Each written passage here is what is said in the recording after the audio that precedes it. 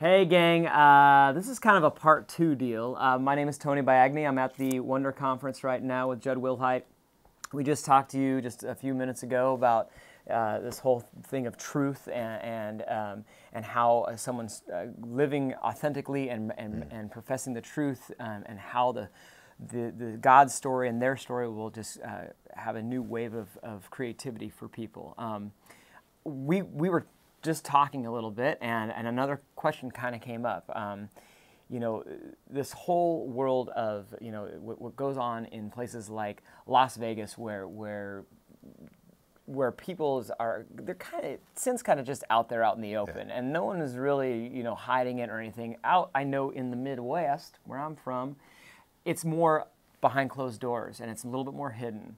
But it's still sin is sin is sin. So when you are talking to people and you hear these stories of what's going on in their life and their lifestyle, how do you guide them through a process where they can be restored and they can not be condemned, be convicted, but not be condemned? Does that make sense? Yeah, that's a great way to put it. Be convicted, not be condemned. Absolutely. And I think it's a real issue for everyone, because I always want to remind people that all the sin in Las Vegas are people from the Midwest. I mean, people that live in Las Vegas don't do what you see in the movies. We live there. It's all the people that flew in for the weekend and then they fly back. Just a little FYI. What happens in Las Let's Vegas just throw stays that in out. Las Vegas. That's right. That's what I'm talking about. So, you know, just thought I'd throw that out. But, you know, we all wrestle with it, is what the point is, right? It's not just a Vegas issue. It's a national issue, and we all wrestle with sin. For me, I think as long as the filter of God's Word is running through my life and then being delivered to people, it allows people to hear that conviction without condemnation, because what they hear is, he's being honest, he's being authentic. It's coming through the story of his own life as well. And so I always talk about my own struggle with sin, my own struggle with this issue.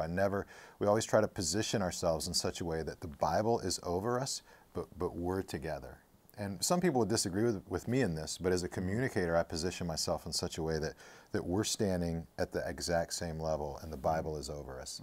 And I may have the mic, but we're talking, I'm not talking down in authority, I'm talking with you as a friend. And I'm just telling you, this is where I see and what's worked in my life, and this is the truth of God's Word. That seems to take some of that edge off and at least let people say, man, I may not agree with that, that may infuriate me, it may make me angry, but they don't feel judged in some you know, self-righteous, sick way. They may feel convicted, they may feel angered, and some of that could be very legitimate responses, right? You know, absolutely, absolutely. And I mean, because the ground is level at the foot of the cross. I mean, that is so important to remember, and that's just, you know, one thing that we wanted to ask you and get your insight on. And we have one more question though. What is your secret sin that you haven't told anyone? Go. We out of time? Oh, I'm sorry. Oh, we're out of tape. All right, that's all we got. See ya.